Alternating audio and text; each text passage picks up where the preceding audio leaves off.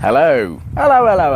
This is Ollie with Free Your Zen, talking to you today about spiritual ego, signs of a spiritual ego. Going to reveal a few ways in which you can detect a spiritual ego within yourself.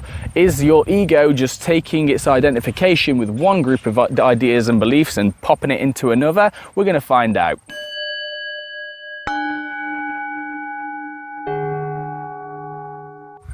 So just because a person identifies as being spiritual, talks about angels, demons, apparitions, tarot cards and seeing into the future, telepathy, astral projection, all the bells and whistles that are really fascinating, exciting ideas, just because you identify with that set of beliefs does not mean you are free from the ego, does not mean you're enlightened, does not mean you have transcended this world and transcended duality and transcended the ego.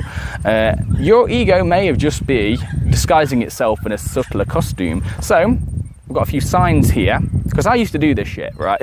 I used to do this. I'm sure there are way more signs of this than I've written down here, but I just had to jot them down quickly because I had a few ideas.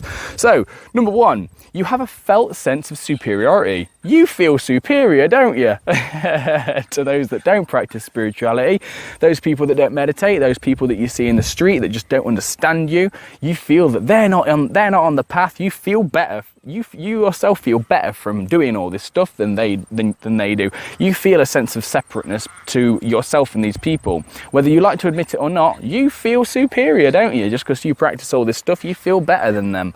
And it's hard to admit. The authentic spiritual path is being super authentic, real, and honest with yourself in an effort to empower yourself and wake yourself up to who you really are. And one of the things that I was guilty of on my spiritual path was feeling superior to people, feeling superior to my family because they didn't understand me, which leads me to second point. You conflict with others because they don't understand your way of viewing the world. Okay.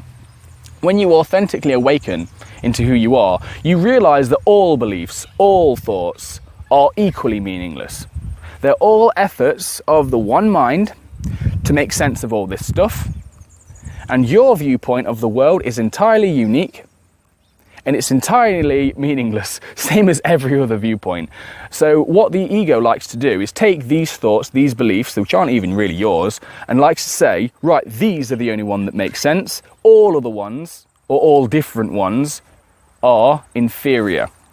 And if you conflict with people, specifically your family, because this is one thing I did mentally, conflicted with my family because they didn't understand my way of viewing the world, because my way of viewing the world was so important. That is ego talking in every conceivable way. So if you conflict with others based on beliefs, that's ego disguising itself and forcing, negative interactions with other people. Next one. Identification with duality. You still think things are good, bad. You still believe in higher, lower. You still believe in, back, front and all these other things, and light and dark and all that stuff, which do kind of exist in our experience, obviously. In our human experience. However, that you at this point you fail to see the underlying truth behind all of it, which is that no concept, light and dark, do not exist independently. They exist codependently, interdependently as part of one great whole, which is exactly what the yin yang is and all that stuff. So if you keep thinking that you're higher and others are lower, this situation's good and that situation was bad, you are trapped in the endless realm of samsara, they call it in Buddhism, and suffering, basically. Whereas when you start to awaken spiritually, authentically, you start to see things just being as they are, without the judgments that the ego likes to impart upon a situation. Next one. You feel threatened and defensive when your beliefs are challenged. A lot of people I've spoken to in the past about angels, demons and all that stuff, I don't believe in any of that stuff, really. I just think it's entertainment, it's bells and whistles, it's exciting, isn't it? You get a sense of, ooh, I'm not happy with all this in life, but if I believe in angels, demons and all these other things I can't quite see, that makes me feel that this is just better than it actually appears to me.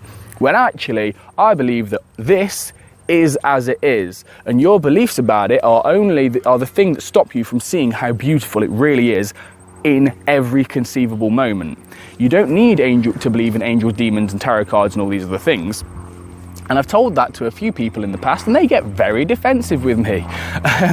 This is an immediate sign. Defensiveness, egoic reaction, is a sign that you the ego has taken its identification with other sets of beliefs and just put them somewhere else, basically. Not really changed much, a little bit closer to the truth, I suppose, but still just a belief, still identification with a belief, still mistaking beliefs for who you are, which is the trouble.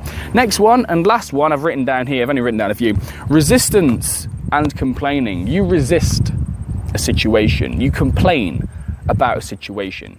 You are trapped in the to me phase of a spiritual awakening. You're trapped in that, and most people are that way. Okay, most people are trapped in the to me phase of all four phases, which I'll get into in another video.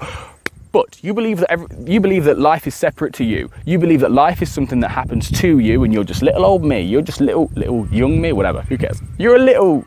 You know, you're little in this whole grand scheme of things, and that life is a big, vast enemy that is doing things to you, and you're powerless.